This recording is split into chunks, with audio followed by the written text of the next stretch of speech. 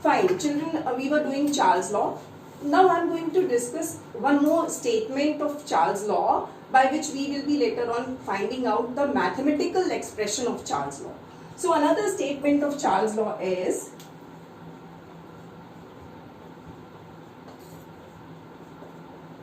pressure remaining constant, volume of a given mass of dry gas is directly proportional to absolute temperature. So again, please note this down. Charles' law says a simplified statement by which we will be later on finding out the mathematical expression. This is that statement. So pressure remaining constant. Again, keep it in mind that in Charles' law, pressure remains constant. Pressure remaining constant, volume of a given mass of dry gas, mass is fixed. This also you should note down that for Charles' law, mass of the gas will remain fixed and the gas should be completely dry. So volume will be directly proportional to absolute temperature. Right now I told you that absolute temperature we are going to show it with a capital T. So V is directly proportional to T. So this is the Charles' law. Now, after this, if we want to find out a mathematical expression which we will be using in our numericals, let us suppose we are taking a dry gas of a given mass. Take a gas X,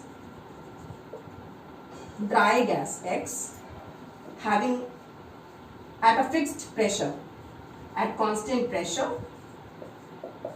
It has a volume V1 and temperature T1.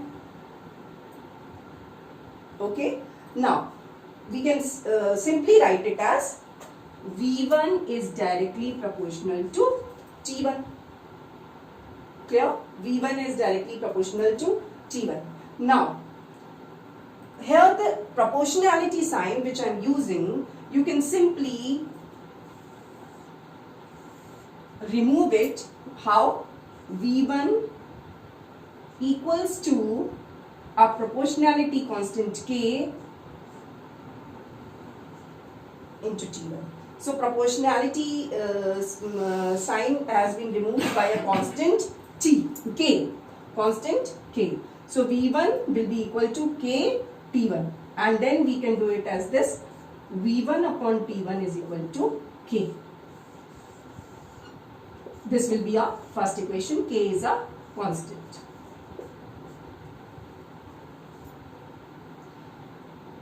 Now, please note this down.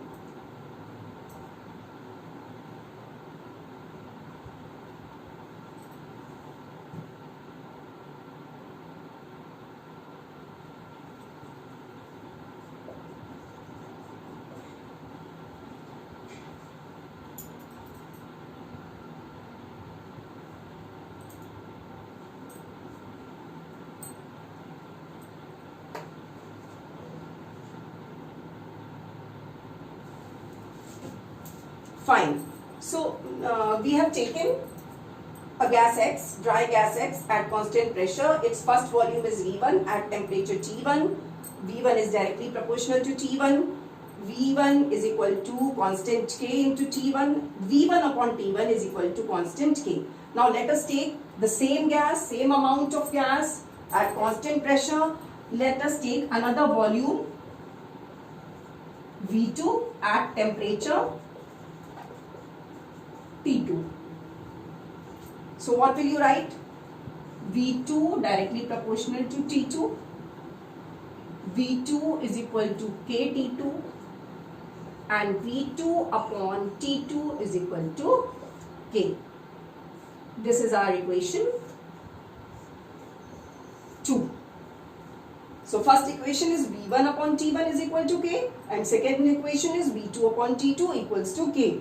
That means K, both the relationships V1 upon T1 is also equals to K, and V2 upon T2 is also equals to K. Now we will be equating these two equations, first and second. Please note this down first, and then I will be showing you what to do.